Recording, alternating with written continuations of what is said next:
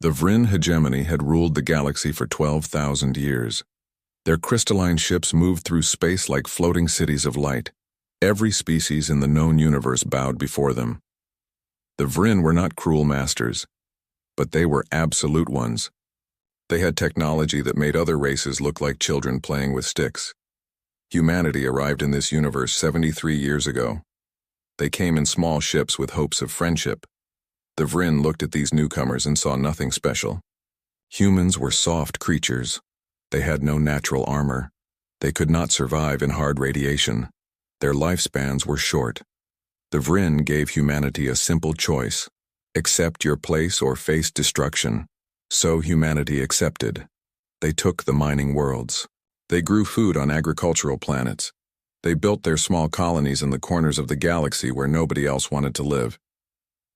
The humans worked hard and asked for little. They seemed content with their lot. The Vryn stopped paying attention to them after a few decades. Captain Sarah Chen stood on the bridge of the UHSV Indomitable. Her ship was officially listed as a research vessel. It had plain gray walls and simple controls. To anyone looking from outside, it appeared to be just another human cargo ship. This was exactly what humanity wanted the Vryn to think. Sarah was 52 years old. Her hair had gone gray years ago. She had deep lines around her eyes from too many years in space. She had been there when the Vryn first contacted Earth. She remembered the excitement. She also remembered when that excitement turned to disappointment, then fear, then quiet anger. 20 years ago, Sarah lost her daughter. The Vryn came to a human mining station and found the workers trying to organize. They wanted better conditions. The Vryn considered this rebellion. They destroyed the entire station. 4,000 people died. Among them was Maya Chen, age 19. Sarah never forgot. She also never stopped working.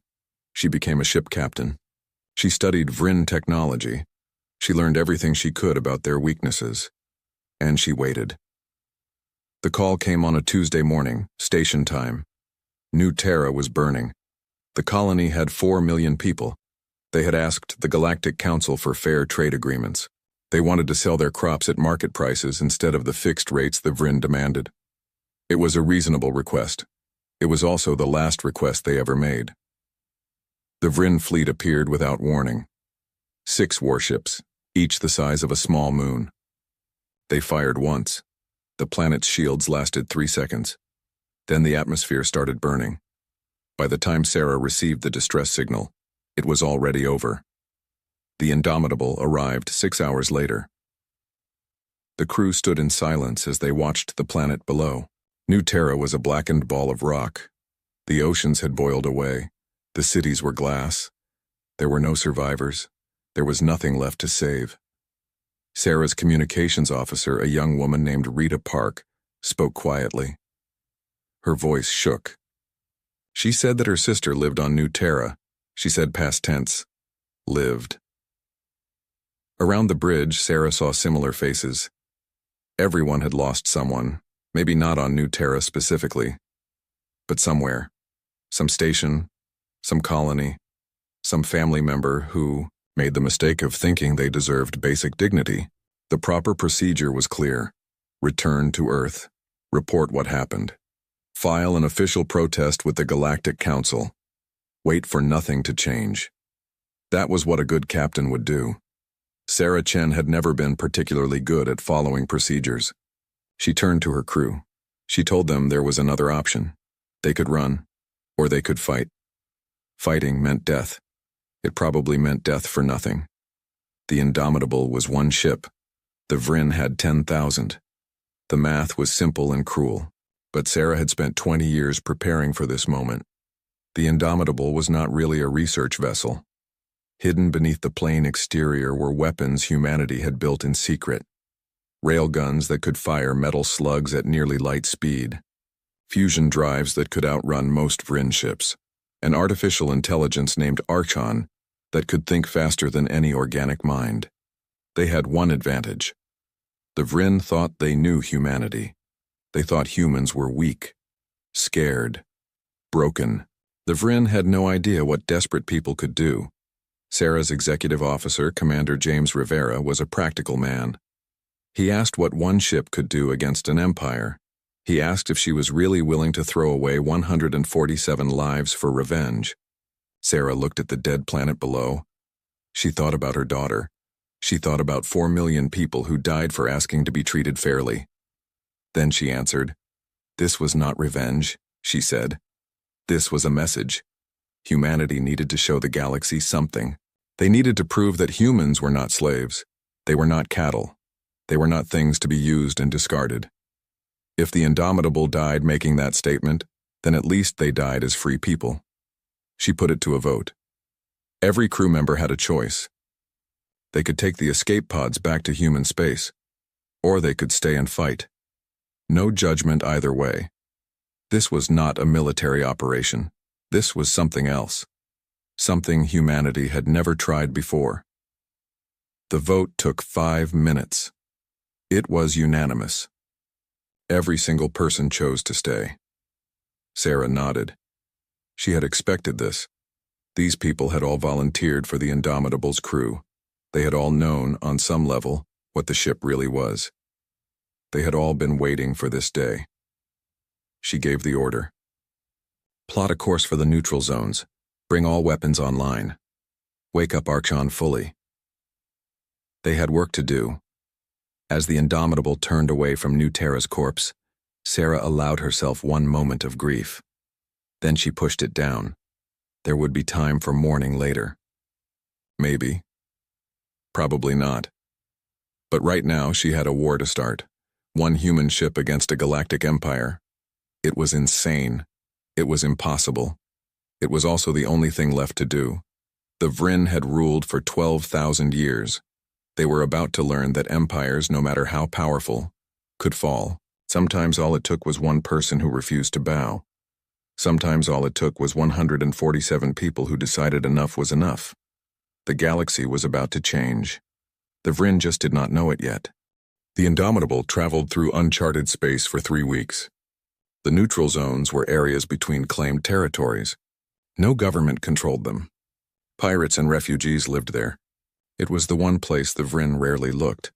Sarah spent those weeks reviewing everything they knew about Vryn technology. The crystalline beings coordinated through a psychic network.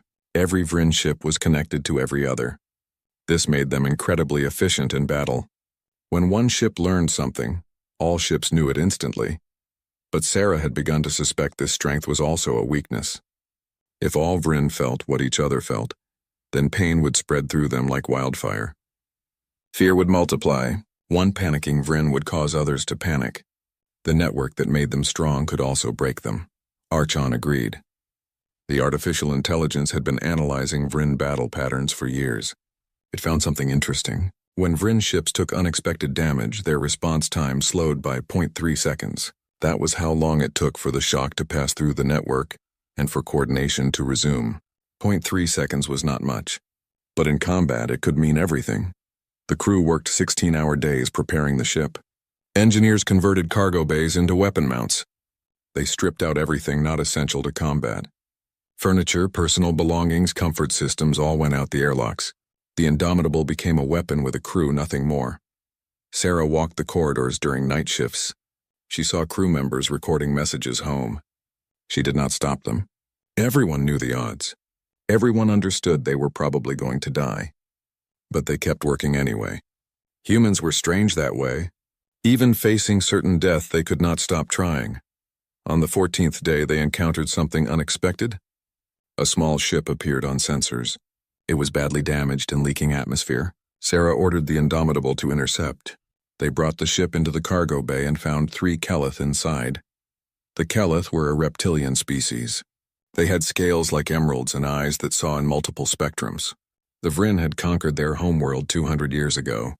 Since then, the Keleth served as laborers and technicians throughout the hegemony. They were considered loyal subjects.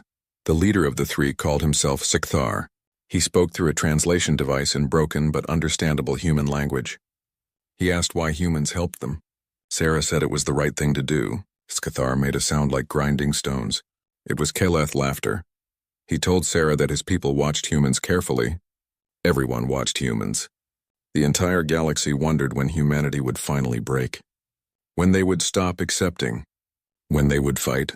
Escathar said his people had a saying, "Even the smallest flame can start a great fire." Sarah asked him a direct question. If humans struck at the Vryn, would others join them? Scathar's eyes went dark. He said that depends on whether humans can hurt the Vryn. Show us they can bleed, he said. Show the galaxy the Vryn are not invincible. Then you will have more allies than you can count. Before the Keleth left in a repaired escape pod, Scathar gave Sarah a gift. It was a data crystal containing detailed information about Vryn fleet movements. He explained that his people had been tracking the hegemony fleet for decades. They could not use this information themselves. But maybe humans could. The crystal revealed something important. Once every 5 years, the Vryn held a ceremony called the Grand Alignment. Their entire fleet gathered at Epsilon Crossing, a massive space station. They arranged their ships in perfect formation and renewed their oaths to the High Council. During this time, their attention turned inward. Their guard dropped slightly. It was the closest thing to vulnerability the Vryn ever showed. The next Grand Alignment was in 3 weeks. Sarah called a meeting of senior officers. She laid out the facts. 3,000 Vryn warships would be in one place. Their shields would be lowered for the ceremony. Their attention would be elsewhere. It was the best opportunity humanity would ever get. It was also complete suicide. Commander Rivera pointed out the obvious. Even if they destroyed 100 Vryn ships, it would accomplish nothing. The hegemony had 10,000 vessels. They would hunt down the Indomitable and everyone would die for nothing. Sarah shook her head. They were not trying to win a war, she explained. They were trying to change minds. The Vryn controlled the galaxy through fear and myth. Everyone believed they were unbeatable. If one human ship could strike at their sacred ceremony, if 147 people could bloody the nose of an empire, then the myth would crack. Other species would see. They would understand the Vryn could be hurt, and then maybe they would find their own courage. The chief engineer, a woman named Dr. Yuki Tanaka, asked about the crew. Did they have a right to throw away these lives? Sarah said she would put it to another vote. Anyone who wanted to leave could take an escape pod. She would not think less of them. The vote happened that evening. This time it was not unanimous. 3 people chose to leave. Sarah helped them prepare their escape pods personally. She thanked them for their service. She told them to tell Earth what happened here. Someone needed to remember. The remaining 144 crew members began final preparations. They trained in combat simulations. They studied Vryn ship layouts. They memorized contingency plans and backup contingency plans. Archon worked 24 hours a day calculating approach vectors and firing solutions. Sarah spent her nights alone in her quarters. She recorded a message to Earth. She explained what they were doing and why. She talked about her daughter Maya. She talked about New Terra. She talked about the 400 species living under Vryn rule, all of them waiting for someone to show them rebellion was possible. She ended the message with words she hoped would matter. "We are not terrorists," she said. "We are not suicidal. We are people who believe that freedom is worth dying for. We are people who refuse to live on our knees. If you remember nothing else about us, remember that we chose this. We chose to stand." The day before they reached Epsilon Crossing, the crew held a ceremony. It was not religious exactly. Humans had 100 different religions and no religions. But they needed to mark this moment somehow. They gathered in the cargo bay, the largest open space on the ship. People told stories. The communications officer spoke about her sister on New Terra. The navigator talked about his father who died in a mining accident when safety equipment failed. The doctor described a plague that swept through a human colony while Vryn ships orbited overhead, watching but not helping. Every person had a story. Every person had a reason. They were not heroes from ancient myths. They were ordinary people pushed too far, and maybe that was what heroes actually were. Sarah stood and spoke last. She told them the truth. Most of them would die. Maybe all of them. But they would die having done something that mattered. They would die having sent a message that would echo through the galaxy for generations. Future humans would look back at this moment and know that their ancestors never gave up, never accepted, never bowed. The crew cheered. It was not a happy sound. It was the sound of people accepting their fate and choosing to face it with dignity. The next morning, The Indomitable dropped out of hyperspace at the edge of the Epsilon crossing system. Sensors immediately lit up with contacts. 3,000 Vrin warships hung in perfect geometric patterns around the station. They looked like a crystal forest in space, beautiful and deadly. Sarah sat in the captain's chair and looked at the display. One small human ship faced the might of an empire. It was the most lopsided battle in history. It was also the beginning of something new. She gave the order. All hands to battle stations. Charge weapons. Prepare to engage. The Indomitable turned toward the Vrin fleet and began its approach. The humans were coming, and the galaxy would never be the same. The Vrin noticed the Indomitable immediately. How could they not? The ship appeared on sensors like a small insect landing on a table full of giants. The Vrin fleet's automated systems flagged it as an unknown vessel and sent an identification request. Sarah ignored the request. The Indomitable continued its approach. Engines at maximum efficiency. Weapons powered but not yet active. She needed to get closer. Much closer. A second message came through. This time it was not automated. A Vrin commander spoke in their crystalline language. The translation came through flat and emotionless. You are in restricted space. Identify yourself or be destroyed. Sarah opened a channel. She spoke clearly and calmly. This is the UHSV Indomitable of Earth. We are responding to your attack on New Terra. We are here to deliver humanity's answer. There was a pause. Sarah imagined confusion spreading through the Vrin network. A human ship. One human ship. Coming to challenge 3,000 warships. It must be a mistake. Some kind of malfunction. Or perhaps a trick, the Vrin commander responded. You will power down your engines and prepare to be boarded. This is your only warning. Sarah looked at her crew. Every face was calm. Every hand was steady. They had made their choice. Now came the hard part. She gave the order. Fire. The Indomitable's railguns opened up. These were not energy weapons. The Vrin had shields specifically designed to deflect lasers and plasma, but railguns fired solid metal at incredible speeds. The physics were simple. Mass times velocity equals force, and the Indomitable's slugs traveled at 30% the speed of light. The first salvo hit 3 Vrin command carriers. The shields flickered but did nothing. They were not designed for kinetic impacts. The metal slugs punched through crystal hulls like they were paper. The carriers exploded in brilliant flashes of light. For exactly 0.3 seconds, the Vrin fleet froze. Sarah felt a savage satisfaction. Archon had been right. The shock of unexpected damage paralyzed them. 3 seconds was all the Indomitable needed. The human ship dove toward the fleet formation. Its engines burned brighter than any Vrin ship could manage. The Indomitable was small and fast. It darted between the massive crystal vessels like a bird flying through a forest. And everywhere it went, it fired. More Vrin ships died. Destroyers, cruisers, support vessels. The railguns kept firing until the barrels glowed red hot. Then they fired some more. Sarah watched the kill count climb on her display. 10 ships, 20, 30. The Vrin finally reacted. Their formations broke apart as ships tried to bring weapons to bear.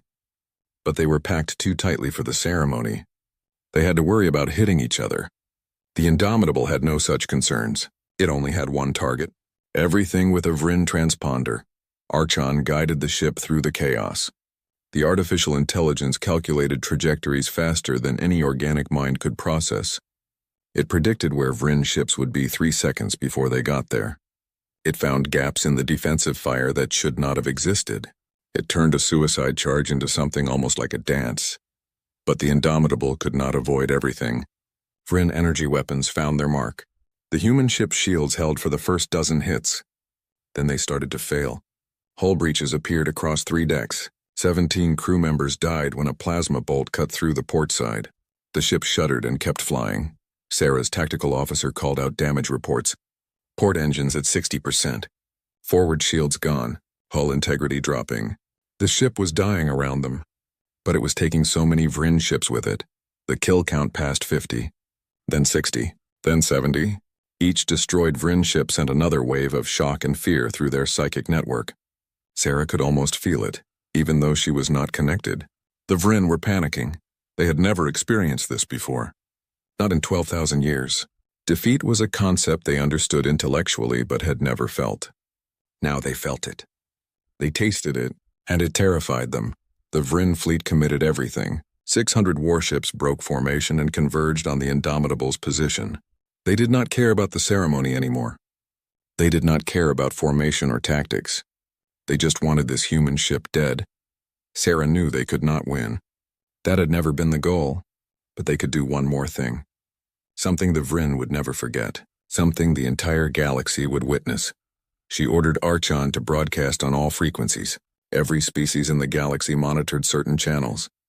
Trade channels, emergency channels, diplomatic channels. The message would reach everyone. Sarah spoke into the microphone. Her voice was steady. She said that humanity had a message for the Vryn hegemony. They had a message for every species watching. 147 humans on one ship had destroyed 89 Vryn warships. They proved the Vryn could bleed. They proved the Vryn could die. She asked a question. How many more ships would it take? How many more humans willing to fight? The Vryn had 10,000 vessels. Humanity had billions of people. Do the math, she said. Do the math and be afraid. The message went out across the galaxy. On 400 worlds, subjugated species heard it. In stations and colonies and secret meeting places, people stopped what they were doing and listened. A human captain was challenging an empire. A human ship was winning against impossible odds. The message changed everything. Not immediately, not obviously, but something shifted in the collective consciousness of the galaxy. A myth died, the myth of Vryn invincibility. And when a myth dies, revolution becomes possible. On the Indomitable, alarms screamed. The ship was falling apart. Main power was failing. Life support was down to backup systems. The crew worked frantically to keep the vessel flying for just a few more minutes. Commander Rivera reported that the fusion core was becoming unstable. They were losing containment. If it breached, the explosion would destroy the ship. Sarah nodded. She had expected this. She had planned for this. She gave her final order. All crew to escape pods immediately. That was not a request. That was a command from their captain. The crew hesitated. Nobody wanted to abandon ship, but Sarah made it clear. They had delivered the message. Now they needed survivors to tell the story. Go, she said. That is an order. The crew began evacuating. They moved quickly but not frantically. They were professionals even at the end. Sarah stayed on the bridge with a skeleton crew of volunteers. Commander Rivera, Dr. Tanaka, and 15 others who refused to leave. Someone had to keep the ship flying long enough for the others to escape. Sarah programmed the final course herself. The Indomitable would not just die. It would take as many Vryn ships with it as possible. She aimed for the Eternal Radiance, the flagship of the Vryn High Council. It was the largest ship in the fleet, and it hung in the center of the formation like a crystal palace. The escape pods launched. 89 of them scattered into space. The Vryn fleet was too focused on the Indomitable to pay attention to small pods. The humans drifted away into the darkness, watching their ship make its final run. Sarah pushed the engines to absolute maximum. The Indomitable accelerated toward the Eternal Radiance. Vryn ships fired everything they had. Energy weapons tore through the human vessel. Compartments exploded. Bulkheads collapsed, but the ship kept going. Commander Rivera held the engine containment together by sheer force of will and skill. Dr. Tanaka kept the navigation systems online when they should have failed. The other volunteers worked their stations even as the bridge filled with smoke and sparks. In the final seconds, Sarah thought about her daughter. She thought about New Terra. She thought about every human who ever suffered under Vryn rule. Then she thought about the future. The future they had just made possible. The Indomitable struck the Eternal Radiance at 40% the speed of light. The impact alone would have been devastating. But the fusion core breached at the moment of collision. For one brief instant, a new star was born in the heart of the Vryn fleet. The explosion consumed everything within 1,000 kilometers. The Eternal Radiance simply ceased to exist. So did the Indomitable. So did 300 Vryn warships that were too close to escape. The blast wave continued outward, damaging hundreds more vessels. In that explosion, the entire Vryn High Council died. 12 leaders who had ruled for centuries. Gone in an instant. The psychic network that connected all Vryn shattered under the weight of so much simultaneous death. Across the galaxy, Vryn felt the loss like a physical blow. The escape pods drifted in the aftermath. Inside them, 89 humans watched the light fade. They had survived. Not all of them. 58 of their friends died on the ship. But 89 lived, and they would remember. The galaxy watched too. The battle had been broadcast on every channel. Everyone saw what happened. One human ship destroyed 400 Vryn vessels. One human captain challenged an empire and made it bleed. The Vryn hegemony would never be the same. The humans would never be the same. The galaxy would never be the same. A tide had turned, and it could not be stopped. The escape pods drifted through the debris field for 3 hours before help arrived. It came from an unexpected source. Keleth ships emerged from hyperspace and began collecting the human survivors. Siskathar himself commanded the rescue fleet. He told the humans they had done the impossible. Now it was time to see what happened next. The Vryn fleet at Epsilon Crossing was in chaos. Their High Council was dead. Their formation was shattered. Ships fled in every direction, some back to their home territories, others to nearby stations. The psychic network struggled to recover from the trauma. For the first time in 12,000 years, the Vryn did not know what to do. News of the battle spread across the galaxy within hours. Every species heard the story. 1 human ship, 3,000 Vryn vessels, 400 destroyed. The numbers seemed impossible, but thousands of witnesses confirmed them. The broadcast showed everything. There was no denying what happened. Reactions varied by species. Some were terrified. If humans could do this, what else were they capable of? Others were inspired. If humans could fight back successfully, maybe they could too. A few stayed neutral, waiting to see how the situation developed. But nobody could ignore it. The Keleth were the first to act. Within a week of the battle, 17 Keleth colonies declared independence from the hegemony. They armed their defense stations and prepared for retaliation. When Vryn ships arrived to reassert control, they found something unexpected. The Keleth were ready. More than that, they were angry. The first battle happened at Keleth Prime, the homeworld. 3 Vryn cruisers faced a ragtag defense fleet of mining ships and converted transports. It should have been a massacre. Instead, the Keleth used tactics they learned from watching the Indomitables' final fight. They were fast. They were unpredictable. They targeted specific systems instead of trying to destroy entire ships, and they won. Other species took notice. The Varth Collective, a group of insectoid miners, stopped sending resources to Vryn worlds. The Menos tribe's nomadic traders began sharing intelligence about Vryn fleet movements with anyone who asked. The Threen, silicon-based life forms who had been conquered 6 centuries ago, started sabotaging Vryn facilities on their worlds. The Vryn tried to respond. They sent fleets to crush the rebellions, but something had changed. Their coordination was off. Their confidence was shaken. Ships that should have fought with perfect synchronization made mistakes. Captains who should have pressed attacks hesitated.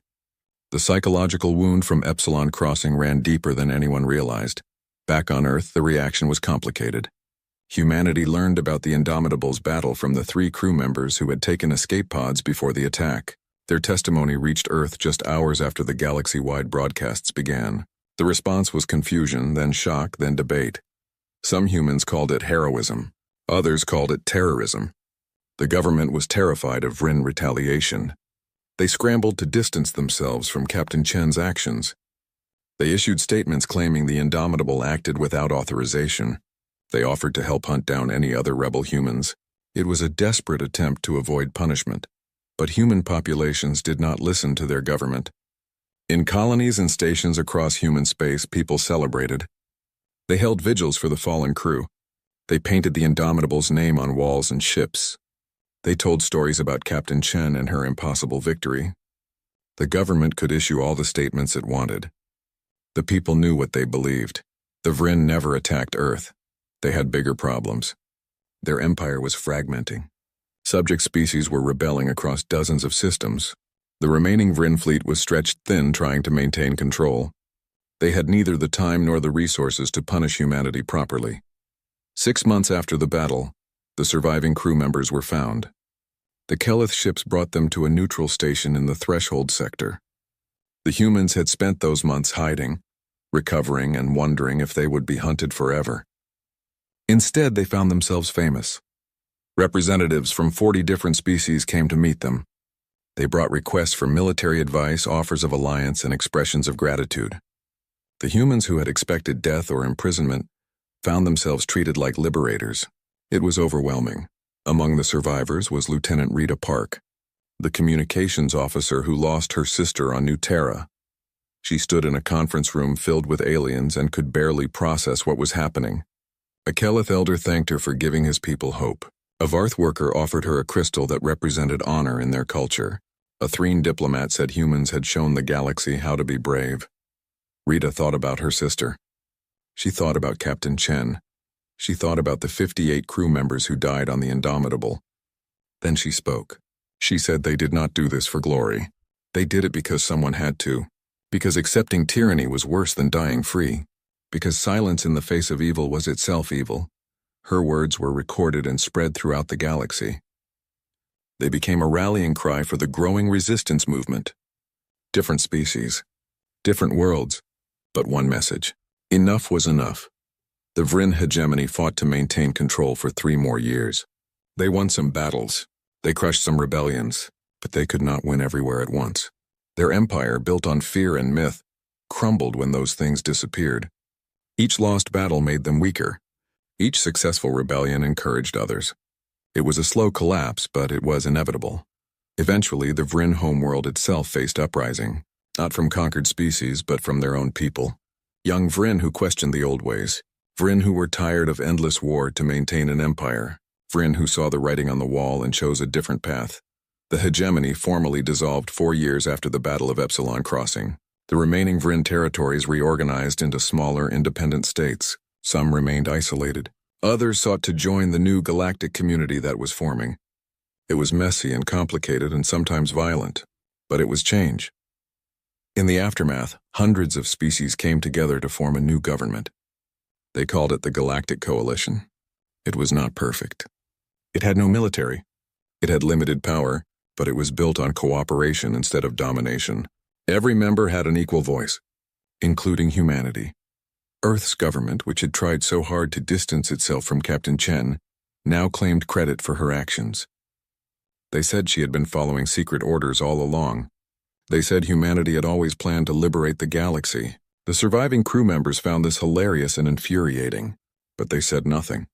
History belonged to whoever wrote it down first. One person was still missing. Captain Sarah Chen.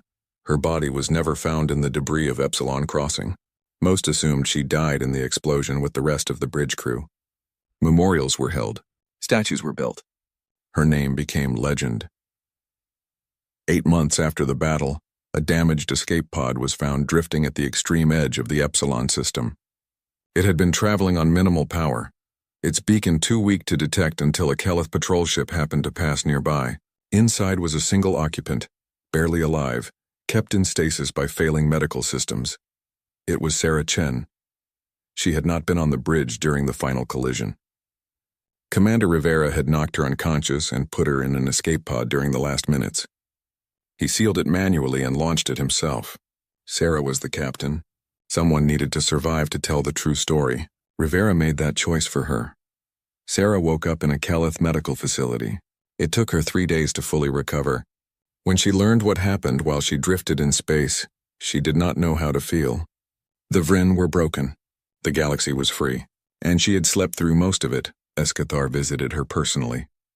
He told her that her sacrifice had saved billions of lives, that her courage had changed the course of history, that she was a hero to 400 species. Sarah listened and felt empty. She was not a hero. She was a mother who lost her daughter and a captain who lost her crew. Heroes were supposed to feel triumphant. She just felt tired, but the galaxy did not care about her feelings. They needed a symbol. They needed someone to represent the victory. So Sarah Chen, who wanted nothing more than to disappear, became the face of the new era. Earth recalled her home. There was talk of court-martial, but it never happened. Public opinion would not allow it. Instead, they held a ceremony. They gave her medals. They promoted her to admiral. They asked her to help build humanity's new military fleet. Sarah accepted the promotion. She had no choice, really. But she made them add one condition. Every ship in the new fleet would carry a memorial plaque listing the names of the Indomitable's crew. All 147 of them, the ones who survived and the ones who died, they would be remembered. That was not negotiable. The galaxy changed. It did not become peaceful. It did not become perfect. But it became free. And that was enough. 5 years after the Battle of Epsilon Crossing, Admiral Sarah Chen stood in a shipyard orbiting Mars. Around her, construction crews worked on 50 new vessels. These were not research ships with hidden weapons. These were warships built openly and proudly. Each one carried the name of someone who died on the Indomitable. The flagship was nearly complete. Sarah had insisted on its name personally. The UHSV Indomitable II. It was larger than the original, more powerful, better armored, but it carried the same spirit. The same message. Humans would not bow, would not break, would not accept tyranny. The galaxy had changed in 5 years. The Galactic Coalition now included 312 member species. They met regularly to discuss trade, territory disputes, and mutual defense. It was messy. Arguments were common, but wars were rare. Most species had decided that cooperation was better than conquest. The Vryn still existed, but their territory had shrunk to a handful of systems. Some Vryn states joined the coalition, others remained isolated, clinging to memories of their lost empire. A few became raiders and pirates. Most just tried to find their place in a galaxy that had moved on without them. It was a sad ending for a once great civilization, but it was the ending they earned. Humanity's role in this new galaxy was complex. Some species saw them as liberators and friends. Others were cautious. After all, humans destroyed 400 ships in a single battle. What else might they do if they felt threatened? Human diplomats worked hard to build trust. They shared technology.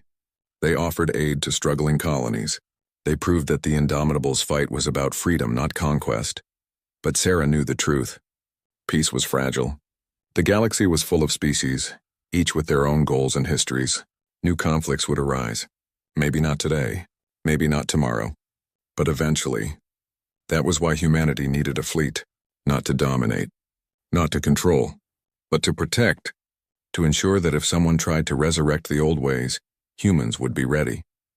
She walked through the construction areas, watching engineers install weapon systems and armor plating. These ships were being built with help from other species. The Kelith provided advanced sensor technology. The Varth contributed mining equipment that could double as emergency tools.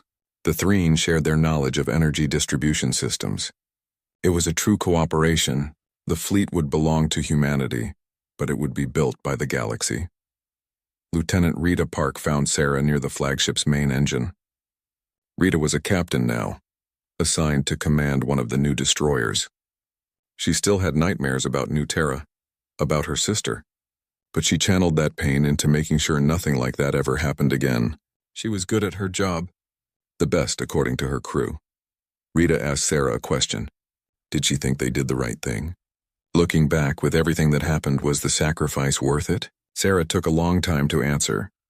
She said that 58 people died on the Indomitable. That was 58 lives cut short. 58 families destroyed. 58 futures erased. No amount of political change or galactic freedom could bring them back.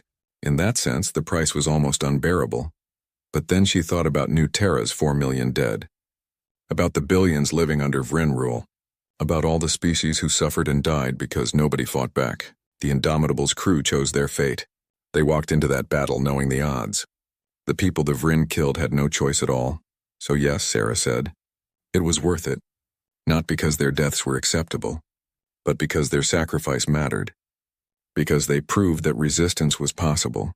Because they showed a galaxy full of oppressed people that they did not have to accept tyranny.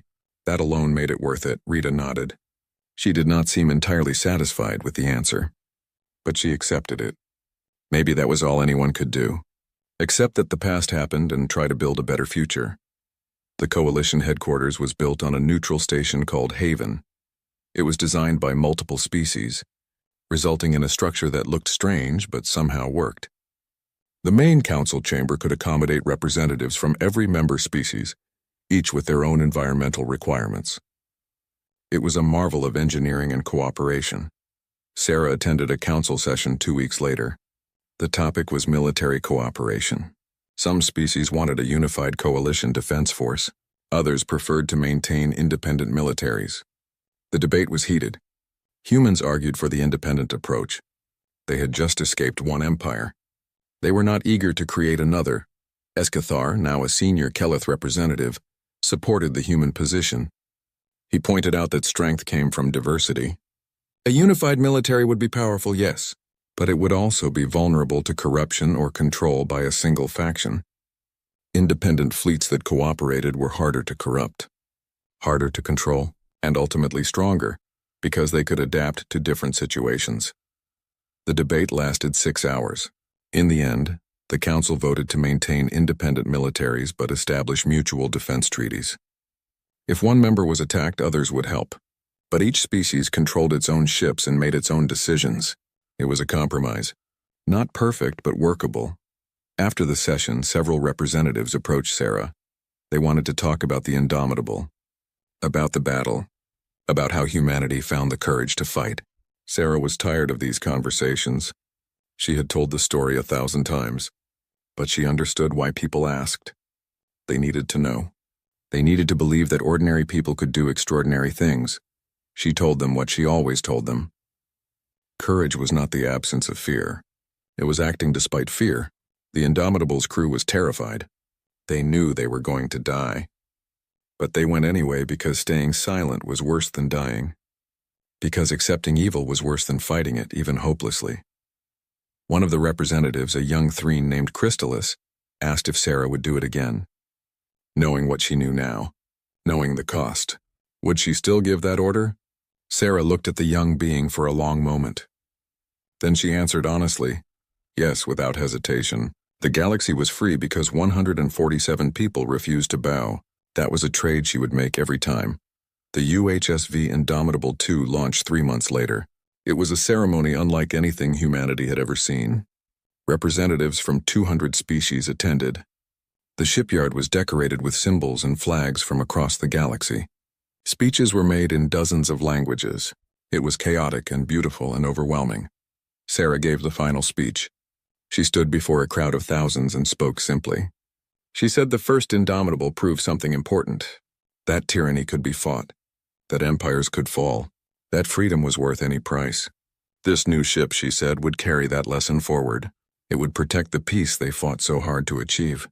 And it would remind everyone, human and alien alike, that the strong had a duty to protect the weak, not to rule them. To protect them, the crowd cheered. Sarah felt uncomfortable with the attention. She was not a politician. She was a soldier who did what needed doing. But she understood the symbolism. The galaxy needed heroes, needed stories of resistance and victory, so she played her part. For the people who died, for the galaxy they saved, for the future they made possible. The Indomitable II lifted from its dock and began its first flight. 50 escort ships from 20 different species joined it. They flew in formation through human space, then into coalition territory. It was a show of unity, a demonstration that the galaxy had changed fundamentally. Sarah stood on the bridge of the flagship and watched the stars pass by. The bridge was different from the original ship, larger, more sophisticated, but it felt the same somehow, like she was home, like she was exactly where she was supposed to be. Her first officer approached. It was Commander Marcus Webb, a veteran who had lost his entire family to a Vryn raid 15 years ago. He asked for their first orders. Where should they go? What should they do?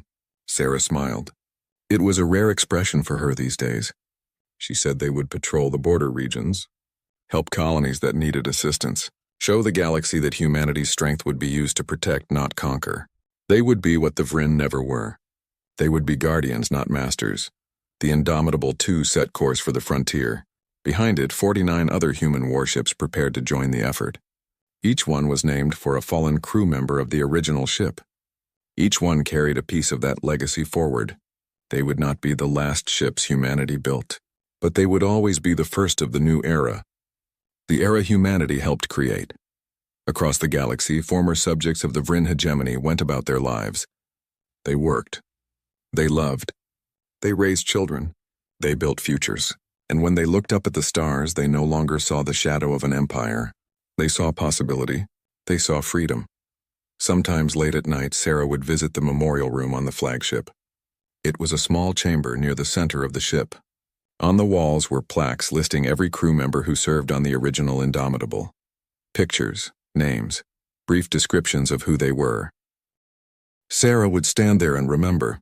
Commander Rivera, who saved her life at the cost of his own.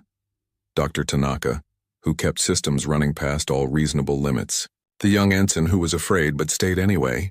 The veteran sergeant who told jokes to keep morale up. All of them. Every single one. She made them a promise. Their sacrifice wouldn't 10 years after the Battle of Epsilon Crossing. The galaxy had settled into its new reality. The Galactic Coalition was now the dominant political force, though it governed through consensus rather than force. Trade flourished between species who had once been strangers or enemies. Scientific cooperation led to advances that benefited everyone. Wars still happened, but they were smaller, localized, and increasingly other coalition members stepped in to mediate before conflicts escalated. Humanity's fleet had grown to 200 ships, not the largest in the galaxy but among the most respected. Human captains were known for their adaptability and willingness to fight against long odds. Other species learned from human tactics. The idea of asymmetric warfare, of using intelligence and unpredictability to overcome superior force, spread throughout the galaxy. The Vrin's old strategy of overwhelming power was replaced by something more subtle and effective. Admiral Sarah Chen was 62 years old now. Her hair was completely white. She moved a bit slower than before, but her mind remained sharp. She commanded the Coalition Defense Initiative, a voluntary organization that coordinated military responses to threats against member species. It was not a unified military. Each species retained control of their own ships, but when needed, they could work together with devastating efficiency. The initiative was tested 3 years after its formation. A group of Vrin extremists calling themselves the Crystal Restoration attempted to restart their empire. They had gathered a fleet of 300 ships, mostly old hegemony vessels they had kept hidden. They struck at a Kalith colony world, killing thousands in a surprise attack. The Coalition's response was immediate. Within 6 hours, ships from 40 species arrived at the colony. The human contingent was led by Captain Rita Park and her destroyer, the UHSV Defiant. The Kelith brought their entire home fleet. The Varth sent mining ships converted for combat. Even some peaceful Threen colonies sent support vessels. The Crystal Restoration expected to fight Kelith ships alone. Instead, they faced a combined force of 800 vessels representing the entire galaxy. The battle was brief. The extremists were offered one chance to surrender. When they refused, the Coalition fleet disabled their ships with minimal casualties. The extremist leaders were captured and tried for war crimes. It sent a clear message. The galaxy would not return to the old ways. Sarah watched that battle from the bridge of the Indomitable II. She did not need to give many orders. The Coalition forces worked together naturally after years of joint training and exercises. Each species contributed its strengths. Kelith sensors detected the enemy first. Varth ships blocked escape routes. Threen vessels jammed communications. Human ships led the final assault. It was beautiful in a way. Not the violence, but the cooperation. 300 species working as one. After the battle, Sarah received a message from an unexpected source. It came from a Vrin leader named Crystal Song at Dawn. He was one of the younger Vrin who had grown up after the fall of the hegemony. He thanked Sarah for stopping the extremists. He said that his generation wanted to move forward, not backward. They wanted to be part of the galaxy, not its masters. He asked if humans could forgive the Vrin for their past crimes. Sarah thought about that question for a long time before responding. Could she forgive the species that killed her daughter? That destroyed New Terra? That ruled through fear and violence for 12,000 years? It was not an easy question. Forgiveness was complicated when the wounds ran so deep. She wrote back honestly. She said she could not speak for all humanity. She could only speak for herself. And the truth was that she would never forget what the Vrin did. Never stop mourning the lives they took. But she also understood that Crystal Song at Dawn and his generation were not responsible for those crimes. They inherited a terrible legacy, but they did not create it. Forgiveness might not be possible, Sarah wrote, but coexistence was. If the young Vrin wanted to build something better, humans would help. Not because they forgot the past, but because they believed in the possibility of a better future. That was what the Indomitable fought for. Not revenge, not domination, but the chance for everyone to choose a different path. The message became public. It sparked debates across the galaxy. Some said Sarah was too forgiving. Others said she was not forgiving enough. But most understood what she meant. The past mattered, but it could not be changed. All anyone could do was try to make the present better. On the 20th anniversary of the Battle of Epsilon Crossing, a massive memorial was unveiled at Haven Station. It was designed by artists from 50 different species. The centerpiece was a sculpture of the original Indomitable, rendered in crystal and metal. Around it were plaques listing the names of all who died in the battle, as well as those who died fighting for freedom in the years that followed. The dedication ceremony was attended by thousands. Survivors from the original crew were there, older now but still proud. Families of the fallen came to honor their loved ones. Representatives from every coalition species attended to pay their respects. It was the largest gathering in galactic history. Sarah was asked to give the keynote speech. She stood before the memorial and looked at the names carved into the wall. Commander Rivera, Dr. Tanaka, Lieutenant Park's sister, her own daughter Maya, who died years before the Indomitable's final battle but whose death set everything in motion. So many names, so many lives cut short. She spoke softly, but her voice carried through the sound system. She said that memorials were important. They helped people remember. But the best memorial was not a statue or a plaque. The best memorial was the galaxy they had built. A galaxy where hundreds of species lived as equals, where cooperation replaced domination, where freedom was not just a word but a reality. The crew of the Indomitable did not die to be remembered, Sarah said. They died so that others could live freely. Every child born on a world no longer controlled by tyrants was their true memorial. Every species that chose its own destiny was their legacy.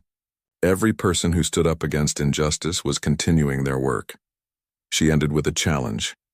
She told the crowd that the galaxy would always face threats. New empires would rise. New tyrants would seek power. But now everyone knew the truth. Resistance was possible. Victory was possible. One ship proved that at Epsilon Crossing. Imagine what millions of ships could do. Imagine what billions of people could do if they stood together. The crowd stood in silence after she finished. Then someone started applauding. It spread through the gathering until thousands were cheering. Sarah stepped back from the podium and looked at the memorial. She touched the wall where her daughter's name was carved. Then she touched the section listing the Indomitable's crew. "We did it," she whispered. "We proved we belong here. We proved that freedom matters more than life. We changed everything." Later that evening, Sarah stood alone on an observation deck of the Indomitable II. The ship was docked at Haven Station for the ceremony. Through the windows, she could see ships from dozens of species coming and going. Trade vessels, passenger liners, scientific expeditions, military patrols. All of them moving freely through space that had once been controlled absolutely by the Vryn. Captain Rita Park joined her. Rita commanded her own cruiser now, the UHSV Liberty. She had grown into a fine officer, strong, compassionate, willing to make hard choices but always questioning whether those choices were right. Sarah was proud of her. Rita asked Sarah what she thought about when she looked at the stars now. Sarah smiled. She said she used to see danger everywhere, threats, enemies, battles waiting to happen. But now she saw possibility. She saw a galaxy full of different people trying to make better lives. She saw cooperation where there used to be conquest. She saw hope. That did not mean the danger was gone, Sarah added. It never would be. But now they were ready for it. Now they had allies. Now they had proof that even the mightiest empire could fall if enough people said no. Rita nodded. She asked one more question. What would Sarah do now? She had accomplished everything. Freed the galaxy, built a fleet, established a defense initiative. What was left? Sarah laughed. It was a genuine laugh, something rare for her. She said there was always more work to do, always new threats, always new problems. But she was getting old. Eventually, someone else would need to take over. Someone from the generation that grew up in this free galaxy. Someone who understood both the cost of freedom and the necessity of protecting it. She looked at Rita meaningfully. Rita understood immediately. She protested. She was not ready. She was too young. She did not have Sarah's experience or wisdom. Sarah shook her head. Nobody was ever ready for leadership. Nobody ever felt worthy. But leadership was not about being perfect. It was about caring enough to try, and Rita cared. That was what mattered. The conversation ended when alarms suddenly blared throughout the station. Sarah and Rita rushed to the command center. The displays showed an emergency situation at the edge of Koa. The great chamber floated in the darkness of space, a massive ring of metal and crystal that orbited the diplomatic world below. Inside, thousands of beings from across the galaxy gathered to witness the judgment of humanity. The air hummed with translation devices, converting countless languages into sounds that each species could understand. Ambassador Chen Wei stood at the center of the chamber floor. Around him, rising in circular tiers like an ancient amphitheater, sat the representatives of the Galactic Council. Some looked like living crystals that pulsed with inner light. Others were clusters of insects moving as one mind. Some were beings of pure energy contained in special suits, and some looked almost human but with skin that shifted colors like oil on water. Chen Wei was alone. His simple gray suit looked plain compared to the exotic forms around him. He carried no weapons, no guards, no impressive technology, just a small data pad in his hand and hope in his heart. Ambassador Chen Wei of Earth, the voice echoed through the chamber. It came from High Arbiter Kelthas, a being that looked like flowing water held in the shape of a person. You have requested full membership in the Galactic Council. You have been a probationary member for 50 of your Earth years. Do you believe humanity is ready to join us as equals? Chen Wei bowed respectfully. We do, High Arbiter. In the past 50 years, humanity has learned much from the Council. We have eliminated poverty on our world. We have cleaned our oceans and healed our damaged atmosphere. We have not fought a single war among ourselves. We have contributed to scientific research, shared our art and music, and worked to be good neighbors in this galaxy. He pressed a button on his datapad. Images appeared in the air above him, showing Earth's blue oceans and green continents, human cities where people of all colors live together, children learning in schools, scientists working in laboratories. A sound rippled through the chamber. It took Chen Wei a moment to recognize it. Laughter. How charming, said Representative Zexthor of the Crystalline Collective. Her body was made of living diamond, and her voice sounded like wind chimes. The children have learned to share their toys. How long has your civilization existed, human? 10,000 years? We have existed for 3 million years. We were building cities when your ancestors were still in caves. More laughter echoed through the chamber. Chen Wei kept his face calm. Age alone does not determine wisdom, Representative. A child can teach an elder new ways to see the world. Wisdom? This came from Hive Queen Texal of the Zekthar. She was a massive insect creature, but her voice came from the 1,000 smaller insects that made up her living crown. You speak of wisdom, yet your history is soaked in blood. You have fought thousands of wars.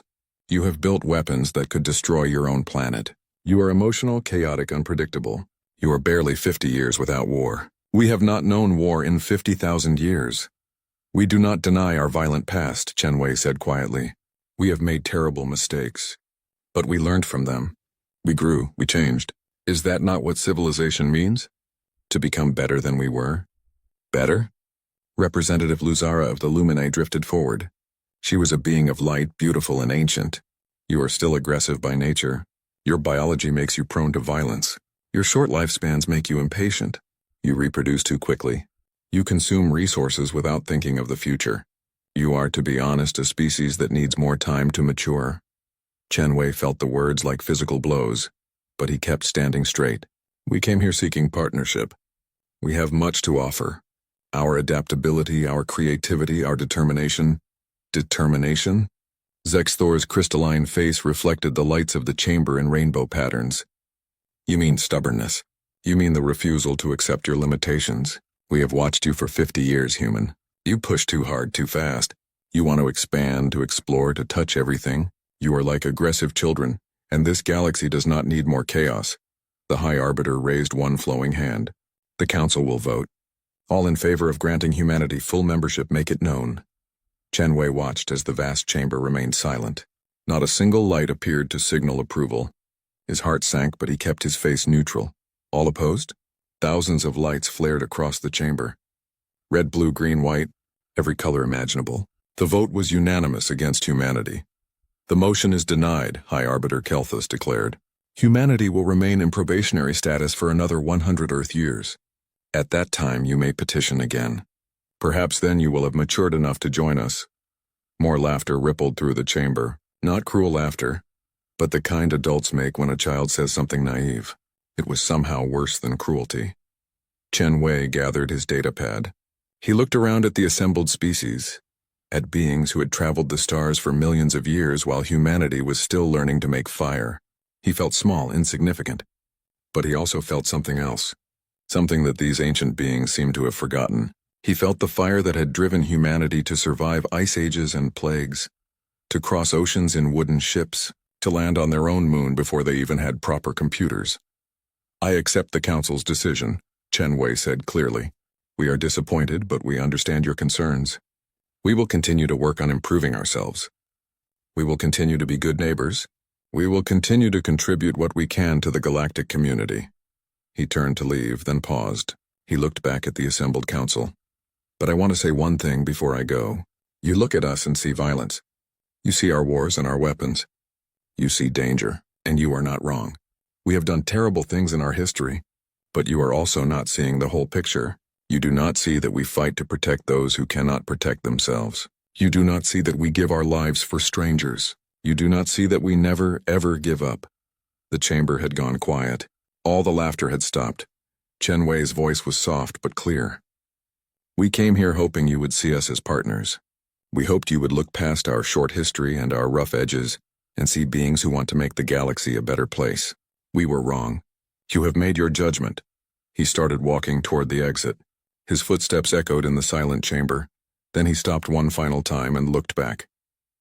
"We pray you never have cause to see us differently. We pray you never see us as enemies. Because if that day comes, you will learn what our determination really means.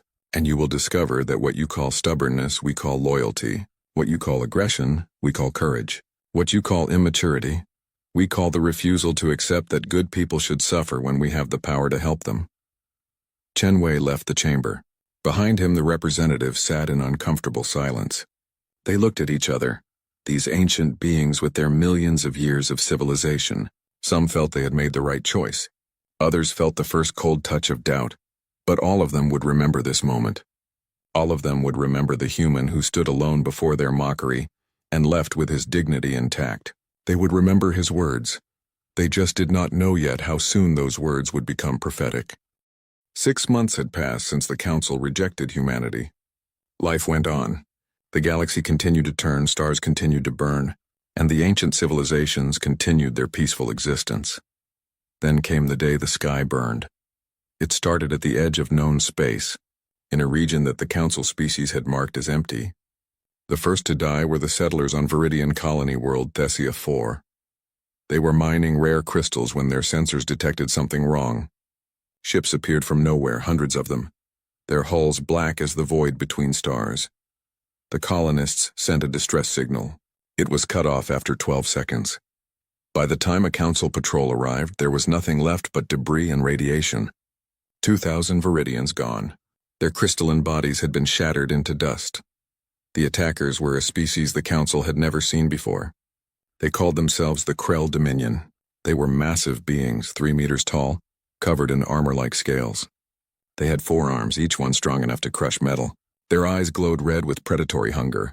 They had evolved on a harsh world where only the strong survived, and they had built their entire civilization on conquest.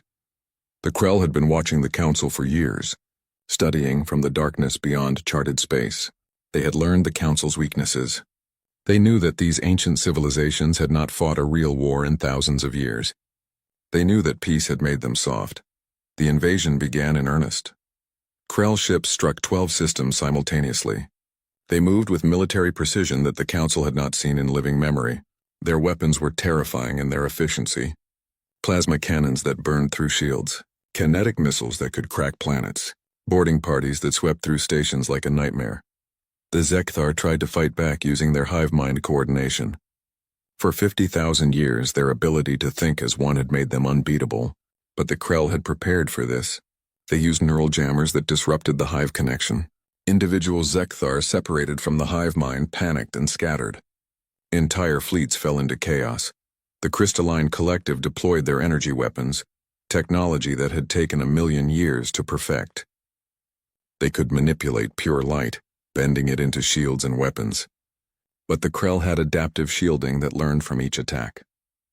After the first few shots, the Krell shields adjusted, and the crystalline weapons became useless. The Lumini, beings of pure energy, thought they would be safe. How could the Krell hurt them when they had no physical bodies? But the Krell had weapons that could disrupt energy patterns. Lumini screamed as their essence was torn apart, their consciousness scattered into the void. World after world fell. The Council tried to mount a defense, but they could not work together. The Viridians blamed the Zekthar for not detecting the Krell sooner. The Zekthar blamed the Lumini for inadequate intelligence gathering. Old rivalries surfaced. Ancient grudges that had been buried for millennia came back. Unity crumbled under pressure. Within 3 weeks, 40 systems had fallen. Billions were dead or enslaved. The Krell did not just kill. They took prisoners, entire populations that were shipped back to their empire to work as slaves. They stripped worlds of resources. They were not just invading. They were harvesting. The Galactic Council convened an emergency session. They met on a flagship that was fleeing toward the inner systems because their traditional meeting place had been destroyed. The High Arbiter Kelthas, who had seemed so confident 6 months ago, now looked like water that was barely holding its form. "We must call for help," he said. "Send messages to all member species. We need every ship, every soldier, every resource. This is an extinction-level threat." The messages went out across the galaxy. Every Council species received the call. Every member civilization was asked to send military aid. Humanity also received the message. But they noticed something. The call for help was addressed to all member species. Earth was not mentioned. Even in their darkest hour, even when facing extinction, the Council still considered humanity too primitive to matter. On Earth, in the United Nations building where humanity now had a single world government, the debate was fierce. The video showed the Krell attacks, the burning worlds, the streams of refugees. It showed the desperation of species that had laughed at humanity 6 months ago. "Why should we help them?" demanded General Marcus Stone, the head of Earth's military. "They rejected us. They mocked us. They called us children. Now they want our help? Because it is the right thing to do," said Ambassador Chen Wei quietly. He had returned to Earth after the rejection, but he still believed in the dream of a peaceful galaxy. "They were wrong to reject us. But that does not mean we should let them die." "They did not even ask us for help directly," another representative said. "We are not included in their call for aid. They still do not think we matter." President Sarah Williams sat at the head of the table. She was a woman in her 60s, gray-haired and wise. She had led humanity through the 50 years of peace. Now she faced the hardest decision of her life. "My father used to tell me something," she said softly. "He said that anyone can be kind to those who are kind to them. Real character is being kind to those who have wronged you, not because they deserve it, but because you are better than they think you are." She looked around the table at the assembled leaders of humanity. The Council was wrong about us. They saw our violent history and assumed we had not changed. They saw our weapons and assumed we would misuse them. They were wrong. We built those weapons not to conquer, but to protect. We learned from our wars not to love violence, but to hate it so much that we will do anything to prevent it. "So we help them?" General Stone asked. "We help them," President Williams confirmed. "Not because they asked. Not because they deserve it. But because billions of innocent people are dying, and we have the power to save them. That is what humanity does. We save people, even when those people do not like us very much." The vote was taken. It was not unanimous. Many humans felt betrayed and angry. But in the end, the decision was made. Humanity would respond to the Krell invasion. "How many ships should we send?" someone asked. General Stone smiled for the first time. It was not a pleasant smile. "Let's start with one. Let's show them what humans can do. Then we decide if they need more." Messages were sent, orders were given, and in a military dock that orbited the moon, hidden from view of the galaxy, something ancient and terrible woke up. Lights flickered on in corridors that had been dark for 50 years. Engines that had been cold began to warm. Weapon systems ran diagnostic checks. The ship was called the Indomitable. It was just one of 37 ships in humanity's hidden fleet. While the Council had watched humanity for 50 years, they had seen what humanity wanted them to see. They had seen peace, science, art, culture. They had not seen the shipyards on the far side of the moon. They had not seen the weapons development programs. They had not seen that humanity had learned from their violent past not to be peaceful, but to be ready. The Indomitable was 2 kilometers long, bristling with weapons that would make the Krell pause. Its hull was not beautiful like the Council ships. It was brutal, functional, covered in armor plating and weapon ports. It looked like what it was, a machine built by a species that knew war and had learned to excel at it. Captain Amara Okafor stood on the bridge and looked at her crew. They were ready. They had trained for this moment even though they had hoped it would never come. Set course for the Lumini homeworld, she ordered. Maximum speed. The Council needs help even if they did not ask for it. The Indomitable entered slipspace and disappeared. Behind it, Earth continued to spin. Humanity held its breath and waited to see if they had made the right choice. In the Council chamber, as representatives argued about tactics and blamed each other for failures, none of them knew help was coming. None of them knew that the species they had rejected was racing to save them. They would learn soon enough. The planet Etheria hung in space like a pearl, beautiful and fragile. It was the homeworld of the Lumini, beings of pure light and energy who had existed for millions of years. Their cities were not buildings, but patterns of light that danced across the planet's surface. Their libraries contained the wisdom of ages. Their art was the movement of stars themselves, choreographed over millennia. Now the Krell armada surrounded it like wolves around wounded prey. 300 Krell warships held position around the planet. They were not attacking yet. They were waiting. The Krell commander, War Master Thorax, liked to let his victims see their doom approaching. It made the conquest sweeter. On the planet's surface, the Lumini could feel the darkness above them. They were beings of light, and the Krell ships blocked out the sun. For the first time in their long history, they knew true fear. In orbit, the remains of the Council fleet had gathered for a last stand. 67 ships, all that remained of the hundreds that had tried to stop the Krell advance. They were damaged, low on ammunition, running on emergency power. They had retreated system by system, fighting delaying actions, watching their comrades die. Now there was nowhere left to run. Representative Luzara of the Lumini stood on the bridge of the flagship. Her light body flickered with stress, dimming and brightening irregularly. Around her, holographic displays showed the tactical situation. It was hopeless. "We cannot win," said Captain Vexthar of the Crystalline Collective. His diamond body had cracks running through it from the stress of battle. "We have tried everything. Our weapons are useless. Our shields are failing. If we fight, we die. If we surrender, we are enslaved. Perhaps we should evacuate what civilians we can and prepare for the end." "Evacuate to where?" demanded General Texar of the Zekthar. The Hive Queen's voice was full of anger and pain. Thousands of her children had died in the war. The hive mind was damaged, full of holes where drones had been. "Every system is falling. There is nowhere safe left to run." "Then what do you suggest?" Vexthar snapped back. "Should we simply wait here to die? Maybe if your intelligence services had detected the Krell before they invaded," Texar began. "Do not blame me for your military failures." Vexthar's crystalline body flared with angry light. "Your coordination was supposed to be perfect. Your hive mind was supposed to be unbeatable. Where was that perfection when the Krell jammed your communications?" "Enough!" Luzara's voice cut through the argument like a blade. "Fighting each other will not save us. The Krell attack in 6 hours. We must decide what to do." The chamber fell silent. These were beings who had lived for thousands of years. They had seen civilizations rise and fall. They had witnessed the birth and death of stars. But they had never faced their own extinction before. High Arbiter Kelthas, his water form looking thin and weak, finally spoke. "We fight. Even if we cannot win, we fight. We show the Krell that the Council does not go quietly into the dark. We buy time for any evacuees to escape. We die with honor." It was a death sentence, and everyone knew it. But they also knew it was the right choice. Ancient beings who had not fought in millennia prepared to make their last stand. Then the sensor started screaming. "Contact." The sensor operator shouted. "Slipspace rupture at the system's edge. Something is coming through." Everyone turned to look at the displays. A single ship emerged from slipspace, massive and angular. It was dark gray, almost black, covered in armor plating. Weapon ports lined its hull like the scales of a dragon. It was 2 kilometers long, larger than any ship in the Council fleet. "Identify it," Luzara demanded. The sensor operator worked frantically at his console. "Unknown configuration. The design does not match any Council species or any known hostile.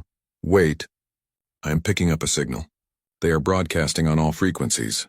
A voice came through the speakers, speaking perfect galactic common with an accent they all recognized. "Human. This is the USCS Indomitable. We heard you needed some help. Point us at the bad guys. The bridge fell silent. Every being there stared at the view screen showing the massive human warship. Humans? Bexthar whispered. But they are a probationary species. They have no military fleet. They are peaceful. We saw their records. Small defense ships, planetary defense platforms. Nothing like that. The human ship was broadcasting identification codes now. The computer analyzed them. USCS stood for United Species Command Ship. The registration traced back to Earth. This was definitely a human vessel. Impossible, General Texar said. We monitored them for 50 years. We saw no indication of ships like this. Where did it come from? Perhaps, Luzara said quietly. We did not see everything. Perhaps we only saw what they wanted us to see. High Arbiter Kelthus pulled himself together. Whatever shock he felt, they needed to respond. Open a channel to the human ship. The screen flickered and a human face appeared. She was a woman with dark skin and close-cropped hair. She wore a military uniform, dark blue with silver insignia. Her eyes were calm and confident. This was someone who had seen battle before. I am Captain Amara Okafor of the Indomitable, she said. We received word that the Krell are attacking Council space. Earth has authorized us to provide military assistance. Kelthus tried to maintain his composure.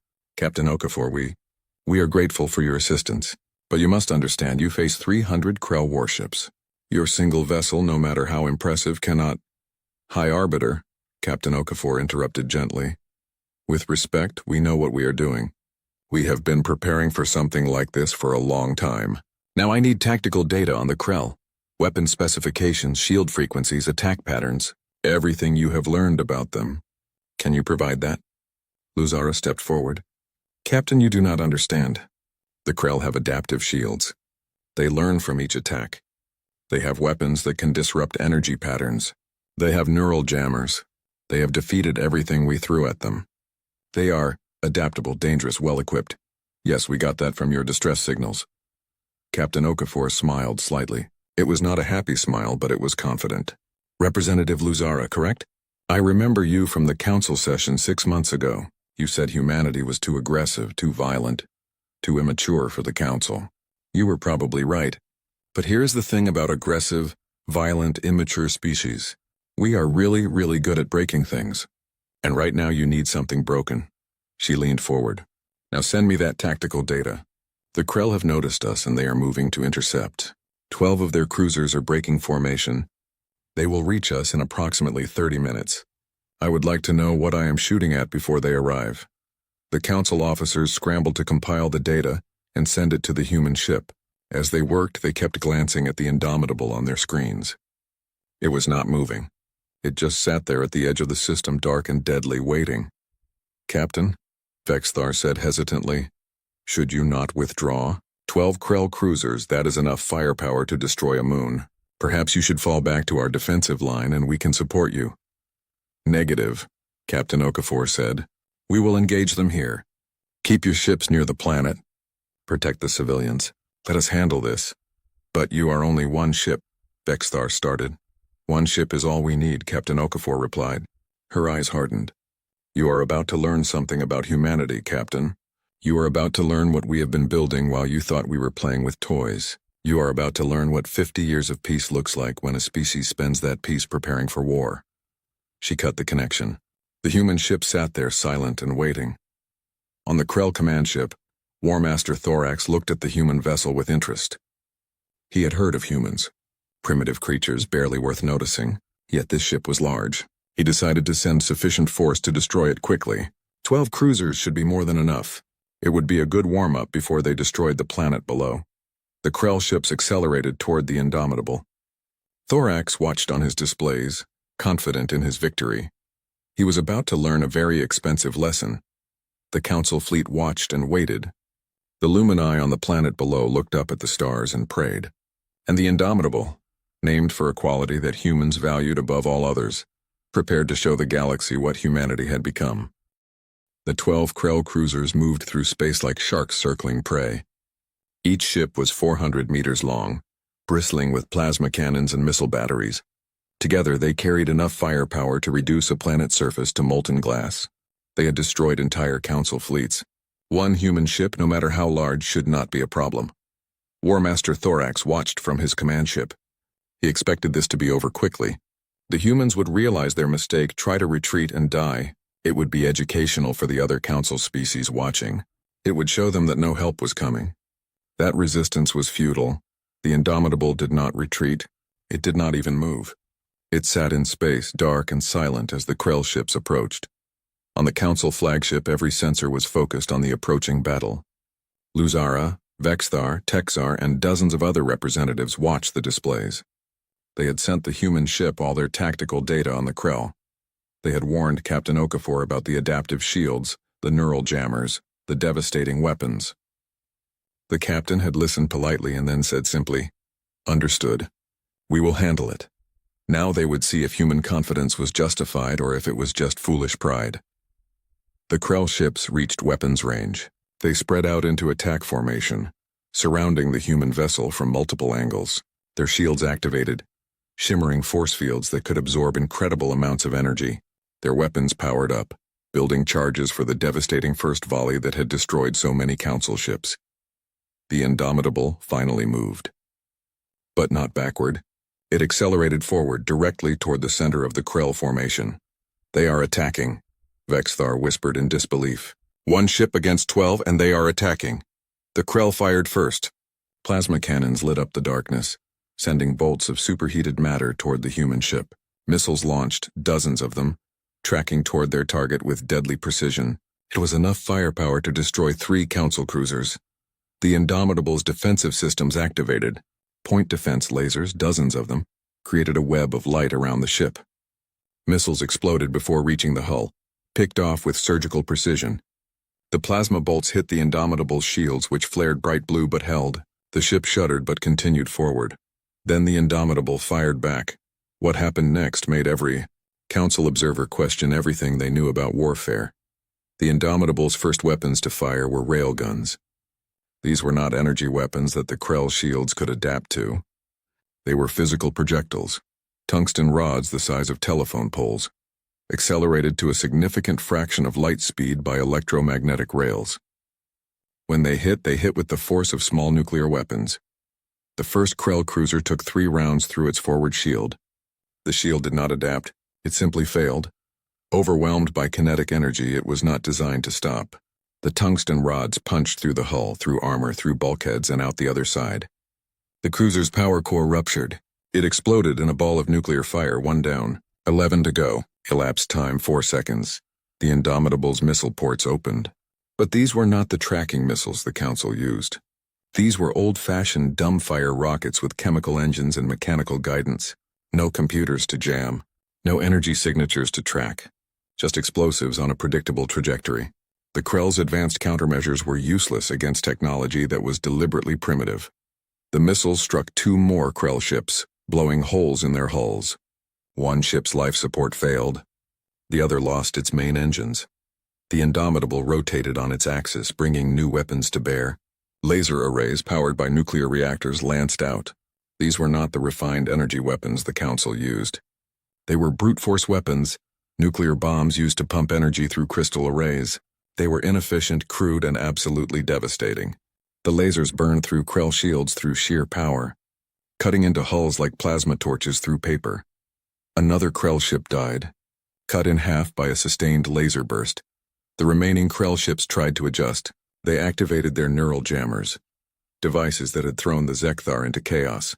The jammers screamed across all frequencies, electromagnetic pulses designed to disrupt biological control systems. Nothing happened. The Indomitable continued fighting with mechanical precision. The neural jammers were designed to disrupt organic minds and hive minds. But the Indomitable's weapons were controlled by artificial intelligence, silicon, and circuits that did not care about neural disruption. War Master Thorax felt something he had not experienced in years. Fear. This was not going according to plan. The Krell ships tried to surround the human vessel to attack from all sides at once. The Indomitable opened new weapon ports along its hull. Autonomous drones, hundreds of them, launched from the human ship. They were small, fast, and expendable. Each one carried a single warhead. They swarmed toward the Krell ships like angry insects. The Krell tried to shoot them down, but there were too many. The drones crashed into Krell ships, exploding on contact. Not enough to destroy the ships, but enough to damage sensors, weapon systems, shield generators. The Krell formation fell into chaos. The Indomitable took advantage. Its main railgun, a massive weapon that ran the length of the ship's spine, fired. The projectile was the size of a bus. When it hit a Krell cruiser, the ship simply ceased to exist. It vaporized in an instant, atoms scattered across space. The Council observers watched in stunned silence. In less than 10 minutes, 7 Krell ships were destroyed. The remaining 5 were damaged, disorganized, and clearly trying to retreat. Captain Okafor's voice came through the communication channel. She sounded calm, professional, as if she had just finished a routine exercise rather than a desperate battle. High Arbiter Kelthas, this is Indomitable. The Krell response force has been neutralized. 5 ships are retreating. Do you want us to pursue, or should we let them report back to their main fleet? Kelthas could not speak. His water form rippled with shock. Luzara found her voice first. Captain, how? We fought these ships for weeks. We lost hundreds of vessels. You destroyed 7 in minutes. How is this possible? Captain Okafor appeared on the screen. There was smoke behind her. The battle had not been entirely one-sided. The Indomitable had taken damage, but the captain looked satisfied. You want the truth, Representative Luzara? The truth is that humanity has been preparing for war since before we met you. When we found out there were other species in the galaxy, we knew we needed to be ready to defend ourselves, ready to defend others if necessary. We spent 50 years building ships, training crews, developing weapons. She gestured to something off-screen. While you were laughing at our probationary status, we were building 37 ships like the Indomitable. While you were dismissing us as too violent, we were learning from every war we ever fought. We studied your technology and built counters to it. We looked at your history and learned from your mistakes. Vexthar's crystalline form pulsed with confusion. But why hide it? Why not show us your strength? We might have accepted you into the council if we had known. Would you? Captain Okafor interrupted. Would you have accepted us, or would you have feared us? Would you have seen us as partners or as a threat? We wanted to join your council as friends, not as warriors. We wanted to prove we had grown beyond our violent past. We hoped we would never need these ships. She looked directly at the camera. But we are not naive. We know that sometimes good people need protection. We know that sometimes peace must be defended with strength. So we built these ships. We hoped we would never use them. But when we heard you were in danger, we came. Captain Okafor pulled up a tactical display. Now let us discuss strategy. Those 5 ships that are retreating will report to their main fleet. They will tell War Master Thorax that humanity is here, and that we are not as weak as he thought. He will either retreat, or he will come at us with everything he has. We need to be ready for either option. High Arbiter Kelthas finally found his voice. Captain Okafor, Humanity was rejected by the Council. We denied you membership. We mocked you. Yet you came to help us anyway. Why? Captain Okafor smiled slightly. Because it was the right thing to do, High Arbiter. Your council judged us by our past. You saw our capacity for violence and assumed we had not changed. But you missed the most important thing about humanity. You missed that we learned from our violence. We learned that the strong have a responsibility to protect the weak. That those who can fight have a duty to stand between innocent people and danger. She leaned forward. You were wrong about us, High Arbiter. Not because we are not violent, we are. Not because we are not dangerous, we are. You were wrong because you thought our violence was a weakness. You did not understand that our violence is a tool. And like any tool, it depends on who wields it and why. We wield it to protect, to defend, to save those who cannot save themselves. Behind her, damage control teams worked to repair the ship. The Indomitable had taken hits. It was not invincible, but it was strong. And more importantly, it was crewed by people who believed in what they were fighting for. Now, Captain Okafor said, we have work to do. Send me complete tactical data on the Krell main fleet. I need to know everything about their command structure, their supply lines, their tactics. 3 weeks had passed since the Indomitable arrived at Etheria. 3 weeks that changed the course of the war, and perhaps the course of galactic history. The Krell had not retreated after their first defeat. War Master Thorax had been furious when the 5 surviving cruisers reported back. He had sent his entire fleet, 300 ships, to crush the human vessel and destroy the Council's last hope. He expected to overwhelm them with numbers.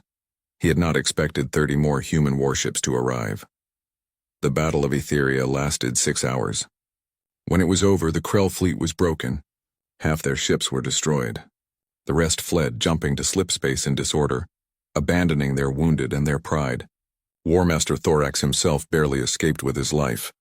But the human fleet did not stop there. Captain Okafor, now promoted to fleet commander, coordinated with the Council forces. She brought something the Council had lost: unified command. She did not care about ancient rivalries or diplomatic protocols.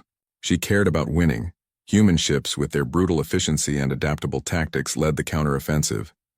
The Crystalline Collective provided long-range sensors.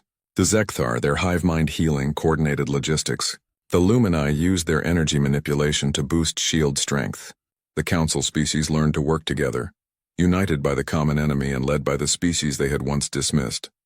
System by system, the Krell were pushed back. Every world they had conquered was liberated. Every slave they had taken was freed. The human ships fought with a ferocity that terrified the Krell, but also with a restraint that surprised the Council. When Krell ships surrendered, humans took prisoners. When Krell commanders sued for peace, humans listened. Now, 3 weeks after that first desperate battle, the war was effectively over. The Krell Dominion had retreated to their own space, their expansion crushed, their military broken. They had sent envoys asking for terms. They had learned at terrible cost that the galaxy was not as weak as they had thought. The Galactic Council reconvened, but not in their traditional chamber. That had been destroyed by the Krell. Instead, they met on a human ship, the USCS Unity, a diplomatic vessel that had arrived with medical supplies and reconstruction materials. The Council members found it strange to meet in human architecture, with human gravity and human air. But they accepted it. They owed humanity that much and more. Ambassador Chen Wei stood at the center of the chamber once again. But this time he was not alone on the floor. He stood at a table with the other Council representatives, not below them but beside them. The hierarchical seating arrangement had been replaced with a circular table. Human design representing equality. High Arbiter Kelthas, his water form more stable now that the crisis had passed, addressed the assembly. We are here to discuss the terms of the Krell surrender, and to vote on humanity's petition for Council membership. But before we begin, I believe we owe Ambassador Chen Wei an apology. The chamber fell silent. Ancient beings who rarely admitted error looked at the human ambassador. 6 months ago, Kelthas continued, we rejected humanity's petition. We cited your violent history, your emotional nature, your aggressive tendencies. We were, in essence, correct about these observations, but we were profoundly wrong about what they meant. Luzara of the Lumini stood. Her light form was bright again, recovered from the trauma of watching her homeworld nearly fall. We saw your capacity for violence and assumed it made you dangerous to peace. We did not see that your violence was directed, controlled, and most importantly, moral. You fight to protect, not to conquer. You kill when necessary, but you do not glory in it. We were fools. Vexthar of the Crystalline Collective rose next. His diamond body still bore cracks from the war, scars he chose not to repair as reminders. We laughed at your short history. We mocked your lack of experience. We forgot that wisdom is not the same as age. You learned in 10,000 years what we failed to learn in millions. You learned that strength without purpose is tyranny, but purpose without strength is merely hope. We were arrogant. One by one, the representatives stood and spoke. The Zekthar acknowledged that human adaptability exceeded their hive-mind coordination. The Aquarians admitted that human determination surpassed their careful planning. Every species had something to say, some way they had underestimated humanity. Chen Wei listened with a neutral expression. When they finished, he stood and spoke quietly. Thank you for your words. I accept your apology. But I need to be clear about something. Humanity did not come to your rescue to prove you wrong. We did not fight the Krell to earn your respect. We came because it was right. Because people were dying and we could help. Your opinion of us, while it hurt, was not the deciding factor. He looked around the table. We did hide our military capability from you. That was a calculated decision. We wanted to join your council as partners in peace, not as warriors. We thought if you saw our weapons first, you would never see anything else. We were probably right about that. But hiding our strength was a gamble. If you had accepted us 6 months ago, you would have gotten everything. Our technology, our military, our resources, all of it freely given as partners. Instead, you rejected us. And when we came to help anyway, it was not as council members. It was as independent actors, making our own choices. Do you understand the difference? Council members follow council law. Independent actors do not. The implication hung in the air. Humanity had saved them without being bound by council protocols. Humanity had shown power without being subject to council oversight. General Texar of the Zekthar spoke carefully. Ambassador Chen Wei, are you saying that humanity might not join the council even if we offer membership? No, Chen Wei replied. We will join, but on different terms than we would have 6 months ago. Then we were petitioners, grateful for any acceptance. Now we are proven allies who saved your civilization. We will join as equals with full voting rights, full access to all council resources, and full respect for our autonomy. If the council is not comfortable with those terms, we will remain independent. We will still help when help is needed because that is who we are, but we will not beg for acceptance ever again. High Arbiter Kelthus processed this. Chen Wei was right. The power dynamic had shifted completely. That is acceptable. More than acceptable. Humanity has earned the right to make terms. All in favor of granting humanity full council membership with all rights and privileges? Every light in the chamber activated. Green, blue, red, white. Every color, from every species. The vote was unanimous. This time not against humanity but for them. The motion passes, Kelthus declared. Humanity is now a full member of the Galactic Council. Ambassador Chen Wei, on behalf of the Council, I welcome your species. There should have been celebration, but Chen Wei looked troubled. There is one more thing we need to discuss. The Krell are asking for terms. They want to negotiate surrender. What does the Council want? Destroy them, someone said.